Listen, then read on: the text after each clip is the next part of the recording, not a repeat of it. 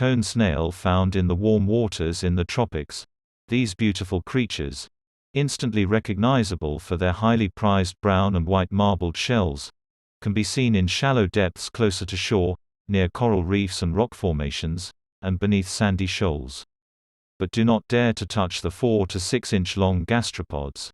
Their concealed, harpoon-like, teeth contain a complex venom known as a kenotoxin, making them one of the most venomous species of snails.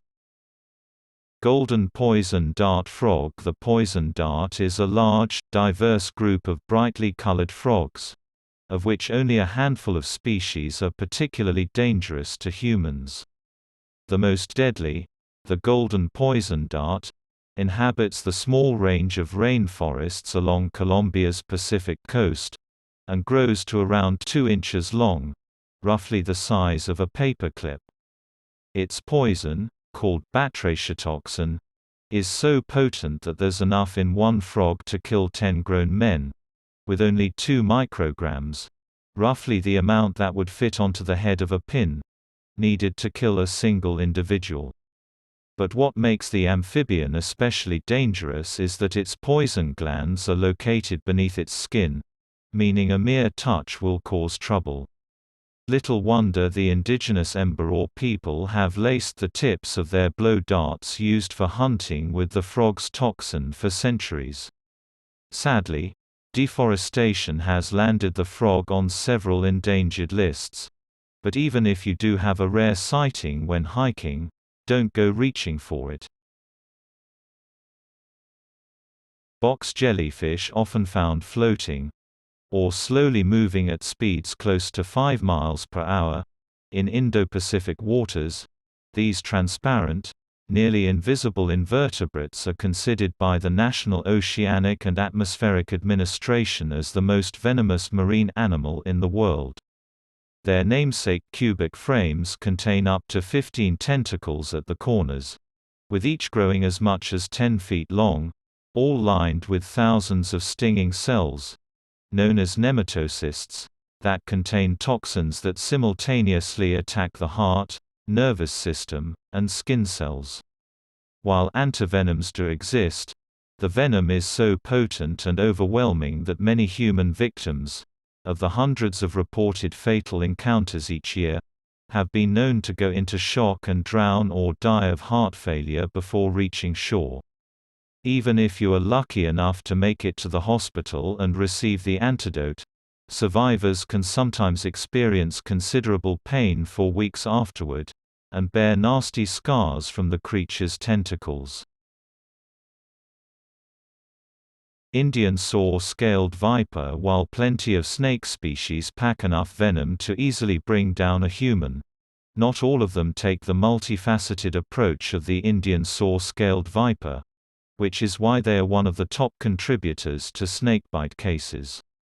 Sometimes called the little Indian viper or simply the saw-scaled viper, these reptiles live in some of the most populated regions of the range they occupy, which stretches well beyond India. They remain inconspicuous by using their natural camouflage to blend into desert surrounds. Because they are typically active at night, it's best to listen for their defensive sizzling sound.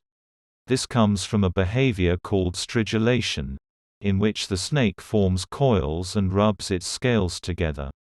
Even with a warning, saw-scaled vipers are extremely aggressive, with more than double a lethal dose into each bite. Luckily, there is an effective antivenom.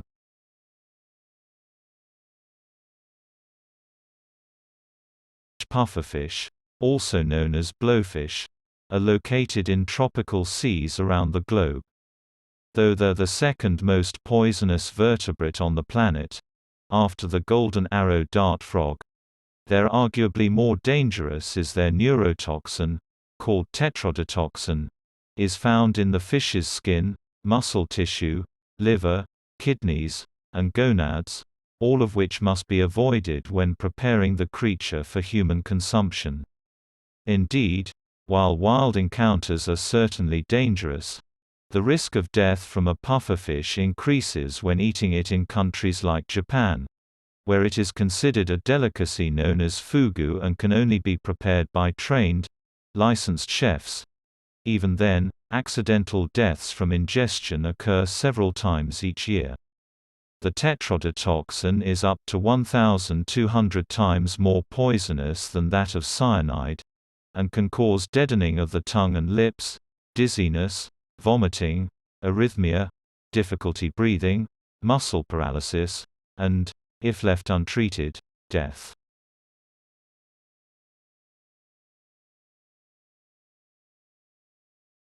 Black mamba. Though species like the boomslang or the king cobra are dangerous thanks to their respective poisons, the black mamba is especially deadly due to its speed. The species, which can grow up to 14 feet long, is the fastest of all snakes, slithering at speeds of up to 12.5 miles per hour, which makes escaping one in remote areas that much more difficult. Thankfully, black mambas usually only strike when threatened. But when they do, they'll bite repeatedly, delivering enough venom, a blend of neuro and cardiotoxins, in a single bite to kill 10 people. And if one doesn't receive the correlative antivenom within 20 minutes, the bites are almost 100% fatal.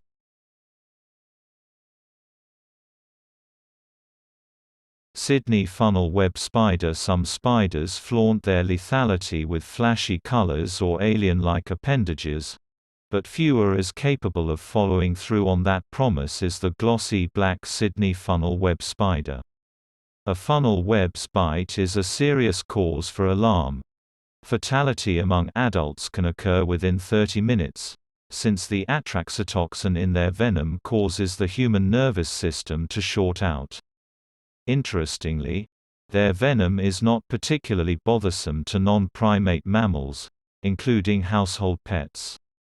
What makes funnel webs especially dangerous is their proximity to humans, and the natural behavior that drives them to seek shelter and build webs in sheltered burrows, like shoes and lawn ornaments. Aggressive to begin with, and prone to wandering, funnel webs' fangs can pierce a human fingernail or even a shoe, which they will do repeatedly when threatened. The bite of a funnel web is so fearsome that doctors recommend seeking antivenom after tangoing with any black spider in the funnel web family, just in case.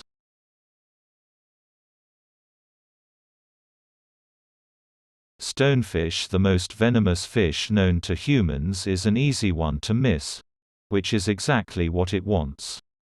Stonefish, after all, are named for their visual similarity to rocks, sitting perfectly still and blending right into the seabed where an unsuspecting foot can easily step down on the dorsal fins, primed and ready with potent neurotoxins. The unluckiest clodhoppers will step hard, applying more pressure and increasing the amount of venom that gets injected. They may also trigger the stonefish's secondary defense mechanism known as a lacrimal saber, which has been likened to a switchblade of the face.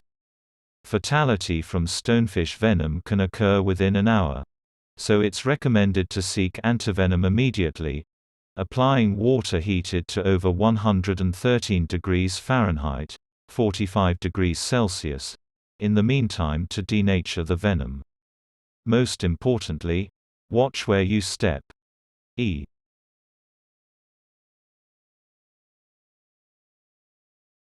Saltwater crocodile. Florida's alligators may be scary, but they have nothing on their cousin, the fearsome crocodile, which is more short-tempered, easily provoked, and aggressive toward anything that crosses its path. Of all the species in the world, the largest, and most dangerous, is the saltwater crocodile. These ferocious killers can grow up to 23 feet in length, weigh more than a ton, and are known to kill hundreds each year, with crocodiles as a whole responsible for more human fatalities annually than sharks.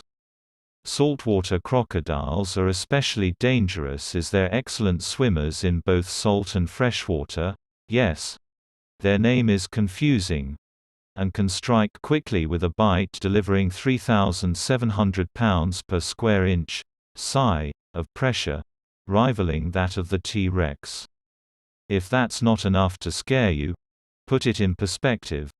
Humans chomp into a well-done steak at around 200 psi, a mere 5% of the strength of a saltie's jaw.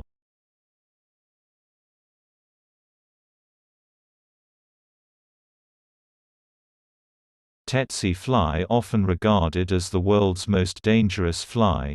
The tsetse fly, a small speck of insect that measures between 8 to 17 mm, or about the same size as the average house fly, is commonly found in sub-Saharan Africa, especially throughout countries in the center of the continent.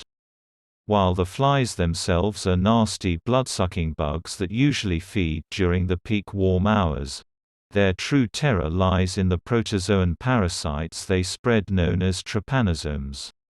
These microscopic pathogens are the causative agent of African sleeping sickness, a disease marked by neurological and meningoencephalitic symptoms including behavioral changes, poor coordination, as well as the disturbances in sleeping cycles that give the illness its name.